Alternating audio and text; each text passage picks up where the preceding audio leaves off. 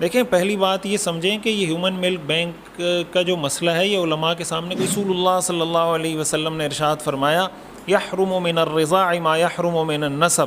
کہ رضاعت سے بھی وہ سارے رشتے حرام ہو جاتے ہیں جو نسب سے حرام ہوتے ہیں۔ ایک گھونٹ بھی اگر کسی بچے کے منہ میں اس کے حلق سے نیچے کسی عورت کا دودھ اتر جاتا ہے رضاعت کی مدت کے دور۔ بسم اللہ الرحمن الرحیم۔ ہمارے ہاں کچھ دنوں سے ہیومن ملک بینک کے حوالے سے بڑی گفتگو چل رہی ہے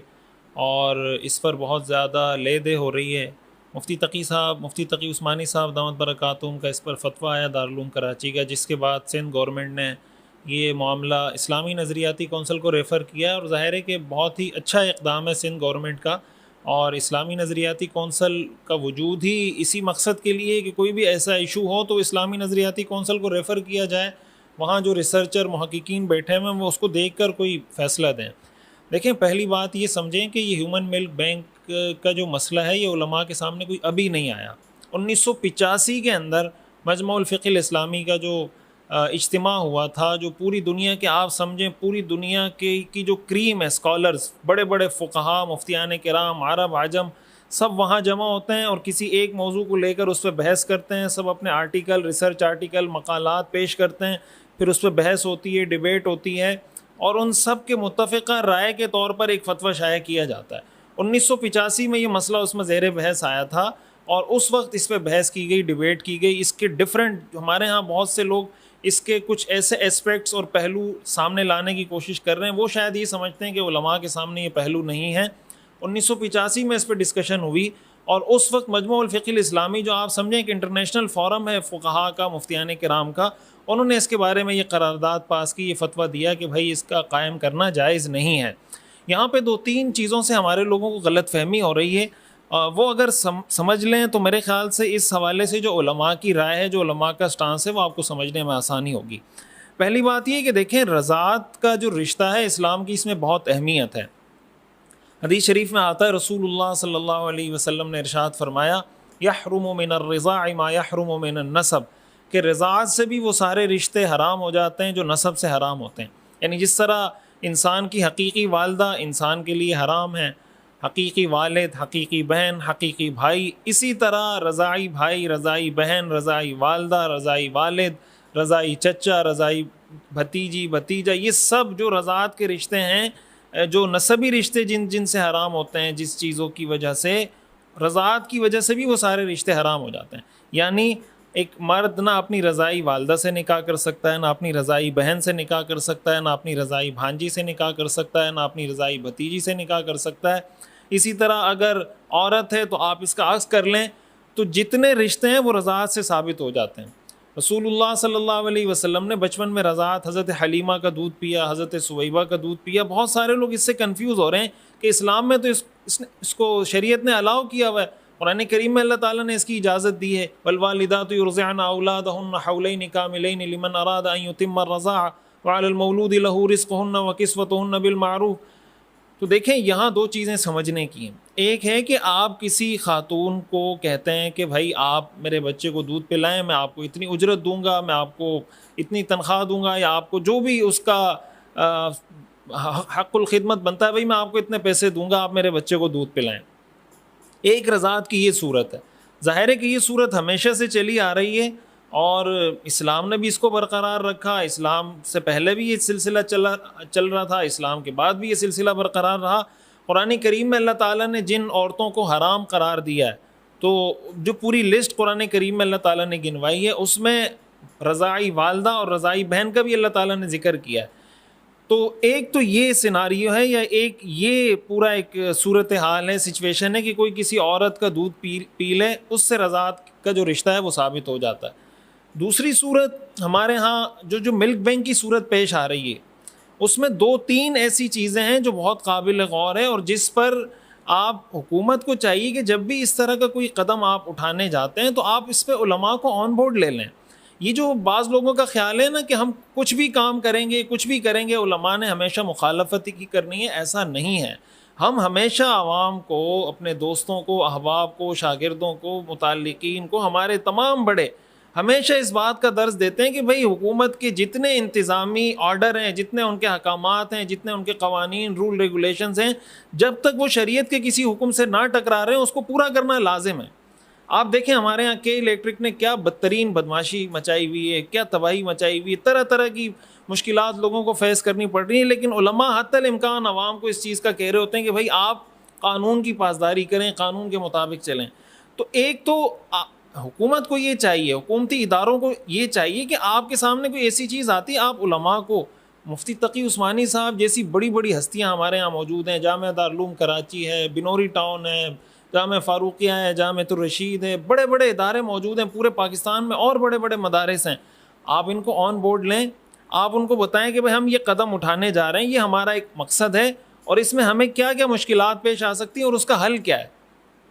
اب اس میں ایک مشکل یہ پیش آ سکتی ہے مثال کے طور پر کہ کوئی عورت اگر اپنا دودھ بیچتی ہے تو شرعی نقطہ نظر سے کسی عورت کے لیے یہ تو جائز ہے کہ وہ کسی بچے کو دودھ پلائے اور دودھ پلانے کی اجرت لے، لیکن یہ شرعاً جائز نہیں ہے کہ کوئی عورت اپنا دودھ نکال کر اگر بیچنا چاہے، شریعت اس کی اجازت نہیں دیتی، اس لیے کہ انسانی اعضاء میں سے کوئی بھی عضو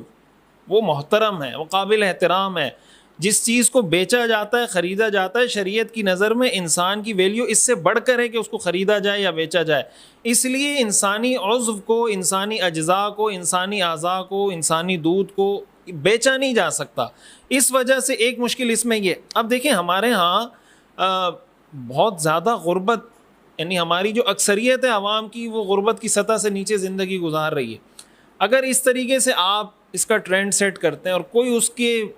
رول ریگولیشن نہیں ہے، کوئی آپ کے پاس چیک اینڈ بیلنس کا ایسا سسٹم نہیں ہے، اور کوئی خاتون آتی ہے اپنے بچے کو دودھ نہیں پلاتی، اس کو پیسے چاہیے اور وہ جناب آ کے اپنا دودھ سیل کرنا شروع کر دیتی ہے، اس سے یعنی یہ ملک بینک تو اس لیے قائم کیا تھا نا کہ جن بچوں کو ہم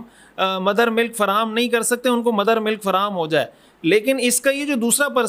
ایسپیکٹ ہے کہ اس کی وجہ سے غریب مائیں اپنا دودھ بیچنا شروع کریں، اور وہ دودھ جو ان کے اپنے بچوں کو ملنا چاہیے تھا وہ ان کو صرف اس وجہ سے نہیں مل رہا کہ وہ ایک غریب ماں ہے، اس کے پاس پیسے نہیں ہیں، اس کے پاس راشن ڈالنے کے لیے پیسے نہیں ہیں، بجلی کا بل بھرنے کے پیسے نہیں ہیں، تو وہ سمجھتی ہے کہ میں بچے کو کچھ بھی کھلا پلا دوں گی لیکن میں اپنا دودھ بیچتی ہوں تاکہ مجھے کچھ رقم ملے۔ تو یہ جس مقصد کے لیے مدر ملک بینک قائم کیا گیا، اس سے مثال کے طور پر اگر آپ 20 بچوں کو فیسیلیٹیٹ کر رہے ہیں تو ادھر 80 بچوں کو اس کا نقصان ہو رہا ہوگا۔ یہ اس کا ایک ایسا ایسپیکٹ ہے جس پر مستقل ریسرچ کرنے کی ضرورت ہے، اس پر مستقل کام کرنے کی ضرورت ہے، اس کے لیے پورے آپ کو کوئی سسٹم بنانا پڑے گا کہ ایسا ہرگز نہیں ہونا چاہیے کہ بھائی اس میں کوئی کسی خاتون کو اس چیز کی اجازت دی جائے کہ وہ اپنا دودھ بیچ سکے۔ یہ دودھ بیچنا کسی خاتون کا، اپنے جسم کا کوئی عضو بیچنا شرعاً ناجائز، حرام اور گناہ ہے۔ ایک اسپیکٹ اس کا یہ۔ دوسرا اسپیکٹ اس کا یہ کہ آپ اگر کسی بچے کو دودھ پلاتی، کوئی کسی بھی بچے کو کسی خاتون کا دودھ پلا دیا جاتا ہے، اس کا ریکارڈ رکھنے کا میکینزم کیا ہے، اس کا سسٹم کیا رکھا ہے آپ نے؟ ہمارے ہاں آپ کو پتہ ہے کہ جو پرچی سسٹم چلتا ہے ہمارے ہاں، کہ آپ نے اگر کوئی چیز، ہمارے ہاں کتنے ایسے لوگ ہیں کہ بھائی شناختی کارڈ بنوا لیا، جعلی شناختی کارڈ بنے ہوئے ان کے، کسی آفیسر کو پیسے دے دیے، اس کا جعلی شناختی کارڈ بنا کے دے دیا، جعلی لائسنس بنا کے دے دیا، اس کو ڈرائیونگ آتی نہیں ہے، اس کے پاس ڈرائیونگ لائسنس ہوگا۔ مطلب یہ کوئی ہمارے لوگوں کے لیے کوئی انوکھی، کوئی نئی بات نہیں ہے۔ تو اب یہ جو اس کا پہلو ہے کہ اب آپ مثال کے طور پر آپ کہہ رہے ہیں کہ ہم ریکارڈ رکھیں گے، اب ریکارڈ رکھنے کے لیے آپ اس کا میکینزم کیا ہے؟ کیا آپ نے اس کا میکینزم واضح کیا ہے، علماء کے سامنے رکھا ہے، کسی دارالافتاء میں بھیجا ہے کہ ہم اس طریقے سے اس کے ریکارڈ کو مینٹین کریں گے؟ پھر اگر آپ 2 عورتوں کا دودھ مثال کے طور پر مکس کر دیتے ہیں، پھر ان 2 عورتوں کا ریکارڈ کے الگ الگ آپ رکھیں گے، اس لیے کہ جس عورت کا دودھ، اگر 2 عورتوں کا دودھ آپس میں مکس ہو جاتا ہے تو دونوں عورتیں اس پر حرام ہو جاتی ہیں۔ یہ بات بھی آپ کے ذہن میں رہنی چاہیے کہ ایک گھونٹ بھی اگر کسی بچے کے منہ میں، اس کے حلق سے نیچے کسی عورت کا دودھ اتر جاتا ہے رضاعت کی مدت کے دوران، تو اس کے لیے وہ ماں بن جاتی ہے، اور صرف وہ ماں نہیں بنتی بلکہ اس کی وجہ سے سارے رشتے، بیٹی، بہن، والد، چچا، بھتیجا، بھانجی، یہ سارے رشتے اس کے لیے ثابت ہوتے ہیں۔ ہمارے ہاں ایک خاتون شاید وزیر ہیں سندھ اسمبلی میں، انہوں نے کل پرسوں بیان دیا